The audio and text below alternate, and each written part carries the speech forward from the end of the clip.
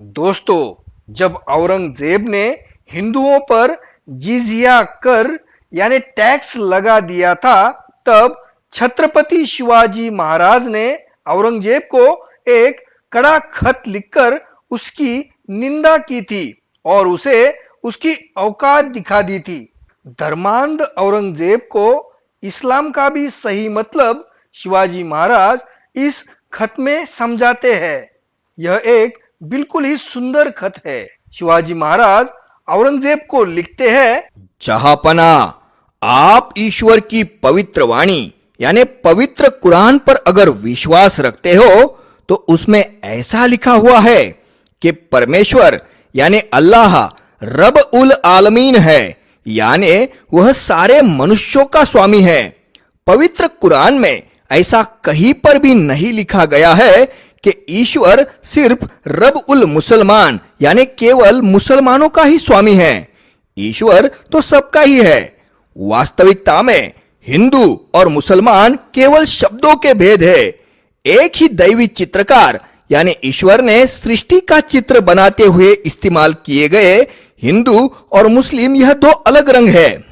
मस्जिद में जाकर तुम अजान भी उसी ईश्वर के नाम से देते हो, तो हम मंदिर में जाकर घंटा भी उसी ईश्वर के नाम से ही बजाते हैं।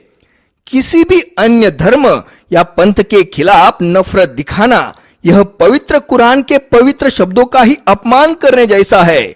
ईश्वर द्वारा बनाई गई खूबसूरत तस्वीर पर अपने ही मन से नई रेखा बनाने की कोशिश करने जैसा है, यानी यह उस ईश्वर की चित्रकला का अपमान करने जैसा ही है। न्याय की दृष्टि से भी जजिया कर बिल्कुल ही गलत है।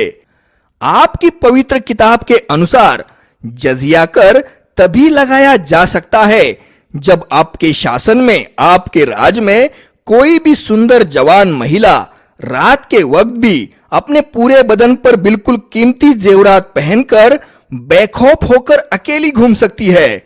लेकिन अब तो मुगल सल्तनत की हालत ऐसी है कि आपके शहर भी दिन दहाड़े लूटे जा रहे हैं, तो फिर गांव और देहात के बारे में सोचना भी गलत है। इस वक्त हिंदुस्तान पर जजिया कर लगाना यानी तुम्हारे इस्लाम के अनुसार ही नाइंसाफी है, उसे नामंजूर है। हिंदुस्तान में जजिया कर लगाना यानी यह तुम्हारे खुद के दिमाग का नया आविष्कार है और हिंदुओं पर तुम्हारे द्वारा किया गया बड़ा आक्रमण है। दोस्तों, यह शब्द थे छत्रपति शिवाजी महाराज के और उन्होंने यह इस्तेमाल किए थे औरंगजेब को लिखे हुए एक खत में। दोस्तों, बढ़ती उम्र के साथ साथ औरंगजेब की क्रूरता और धार्मिक चरमपंथी सोच दिन ब दिन बढ़ती ही जा रही थी। पूरे भारतीय उपखंड को दार उल इस्लाम में तब्दील करने का भूत उसके दिमाग पर सवार हो गया था। अन्य सभी धर्म के लोगों की वह सख्त नफरत करता था। औरंगजेब का सनकीपन और पागलपन की हद यह थी कि वह शिया मुस्लिम और सूफी फकीरों को भी काफर समझता था। कई सारे निर्दोष मासूम शहीद सरमद जैसे सूफी फकीरों को पकड़कर औरंगजेब ने उन्हें धर्म विरोधी करार देकर बड़ा तड़पा तड़पा कर मारा था। जब उसने अपनी सल्तनत में गैर मुसलमानों पर जजिया कर लगाया था और हिंदुओं के हजारों मंदिरों के साथ काशी का बाबा विश्वनाथ मंदिर भी तोड़ डाला था, तब शिवाजी महाराज बड़े गुस्सा हुए थे। उन्होंने तिल मिलाकर औरंगजेब को एक खत लिखा था। इस खत में छत्रपति शिवाजी महाराज ने औरंगजेब को खुली चुनौती दी है, उसे खूब लताड़ा है, उसकी घटिया सोच को उजागर कर कर उसे उसकी औकात दिखा दी है। दोस्तों, शिवाजी महाराज द्वारा औरंगजेब को लिखा गया वह खत आज भी लगभग सभी भाषाओं में इंटरनेट पे उपलब्ध है। इस वीडियो द्वारा मैं उस खत का संक्षेप बताने जा रहा हूँ। आप उस खत को जरूर इंटरनेट पे सर्च कीजिए और पढ़िए। इस खत से हमें छत्रपति शिवाजी महाराज की महान सोच और उनका अन्य धर्मों के प्रति कैसा रवैया था, यह बातें समझ में आती है। छत्रपति शिवाजी महाराज औरंगजेब को लिखते हैं, शक्तिशाली सम्राट औरंगजेब की सेवा में शिवाजी राजा का सादर प्रणाम। ईश्वर की कृपा के लिए और आलमगीर के दरियादिली के लिए शुक्रिया। मैं आपको बताना चाहता हूं कि दुर्भाग्य से मुझे आगरे से आपको बिना बताए हुए ही वापस आना पड़ा था। दोस्तों, औरंगजेब ने शिवाजी महाराज को मिलने आगरा बुलाया था और फिर जब शिवाजी महाराज आगरा आए थे तो उनका घोर अपमान किया था और फिर बाद में उन्हें धोखे से कैद कर लिया था। शिवाजी महाराज को बड़ा तड़पा तड़पा कर मार डालने का औरंगजेब का इरादा था, लेकिन छत्रपति शिवाजी महाराज अपनी बुद्धिमानी के कारण खुद को मुगलों के कैद से छुड़ाकर औरंगजेब को चकमा देकर महाराष्ट्र में सुरक्षित पहुंचने में कामयाब हो गए थे। तो फिर शिवाजी महाराज उपरोधिक स्वरों में आगे लिखते हैं, मैं आपके शानदार दरबार से आपको बिना बताए ही दक्कन वापस आया हूं, लेकिन फिर भी मैं आपका बिल्कुल एक वफादार सेवक हूं और अपनी पूरी ताकत लगाकर आपकी खिदमत करूंगा। अभी अभी मैंने सुना है कि मुझसे लड़ने के कारण आलम पनाह आलमगीर का पूरा खजाना खाली हो गया है और आप कंगले हो चुके हो और इसलिए आपने सारे हिंदुओं पर जबरन जजिया कर लगा दिया है और उन्हें लूटना शुरू किया है। आपके परदादा दयालु अकबर, जिन्होंने मुगल साम्राज्य की नींव रखी थी, लगभग 52 सालों तक उन्होंने हिंदुस्तान पर राज किया था। महान अकबर ने सभी संप्रदायों को, जैसे कि ईसाई पंथ, मुस्लिम पंथ, दादूपंथी, फलकिया यानी आकाश पूजक, मलकिया, अंसारी यानी बहुपूजक, दहारिया यानी नास्तिक, ब्राह्मण, जैन आदि सभी पंथों को प्यार और सम्मान दिया था और इसी के कारण पूरे हिंदुस्तान ने अकबर को जगत गुरु अकबर की पदवी से नवाजा था।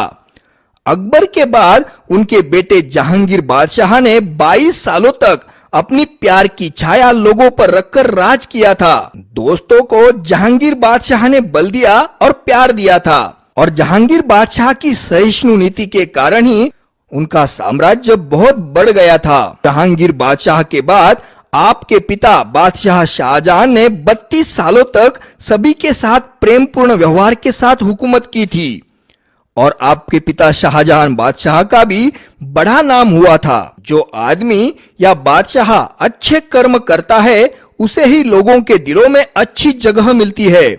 मनुष्य ने हमेशा अच्छे कर्म करते रहने चाहिए, क्योंकि आदमी के मृत्यु पश्चात लोग केवल उसकी कीर्ति और नाम से ही जाने जाते हैं। मृत्यु के बाद मनुष्य को उसने किए हुए अच्छे कर्म ही जिंदा रखते हैं। अपने सद्गुणों के कारण और उदारता के कारण ही महान अकबर ने जहां जहां पर अपनी नजर डाली वहां वहां पर कामयाबी उनके पीछे दौड़ते आई थी, कामयाबी उनके कदम चूमते थी। अपने शासन काल में अकबर बादशाह ने कई सारे राज्य और किले जीत लिए थे। अकबर बादशाह भी जजिया कर लगा सकते थे, लेकिन उन्होंने ऐसा नहीं किया था। धार्मिक चरमपंथी सोच को उन्होंने अपने पास भटकने भी नहीं दिया था। अकबर यह जानते थे कि सभी मनुष्य और प्राणियों को केवल एक ही ईश्वर ने बनाया है। विविधता, मत भिन्नता और बहुमत, यह उसी ईश्वर का ही मूल स्वभाव है। बादशाह अकबर की दयालुता और सहृदयता इतिहास में हमेशा दर्ज रहेगी। अकबर की अच्छी कीर्ति हर छोटे बड़े व्यक्ति के दिल में और जुबान पर रहेगी। आप जैसे कर्म करते हो वैसे ही फल आपको मिलते हैं। इसलिए आपके पुरखों के अच्छे कर्मों के कारण ही उनके खजाने हमेशा से भरे रहे थे। आपके पुरखों के शासन काल में सभी धर्म एवं पंथ के लोग खुद को सुरक्षित महसूस करते थे और उनके काल में शांति और सुव्यवस्थाएं बनी रही थी। लेकिन अब तुम्हारे हाथ से कई सारे प्रांत और किले निकल चुके हैं, जगह जगह बगावतें हो रही है और बाकी के बहुत सारे जल्द ही अब निकलने वाले हैं। और मैं खुद तुम्हारे किले और इलाकों पर कब्जा करते वक्त बिल्कुल रहम या फिर कोई भी कोताही नहीं जताऊंगा। मैं झपट से तुम पर आक्रमण कर कर तुम्हारे किले और इलाके छीन लूंगा।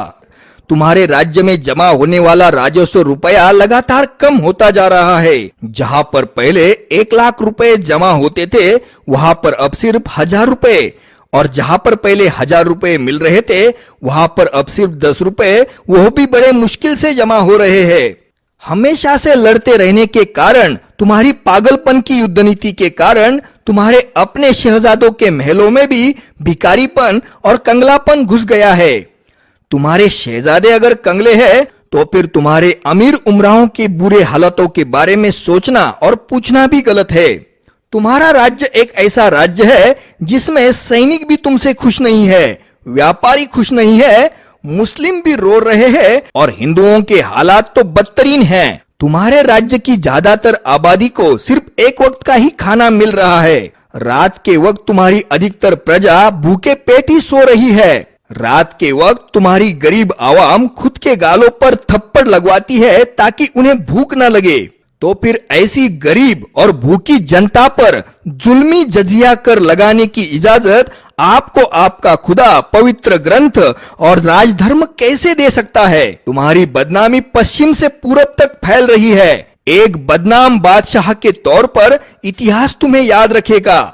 इतिहास तुम्हें इस रूप में याद रखेगा औरंगजेब कि एक हिंदुस्तान का बादशाह जो अपने हाथों में भीख का कटोरा लेकर ब्राह्मण, जैन, साधु, भिखारी, फकीर, गरीब, अकाल पीड़ित, बीमार और दुखी लोगों पर जुल्म जबरदस्ती कर कर उनसे लगान वसूल किया करता था।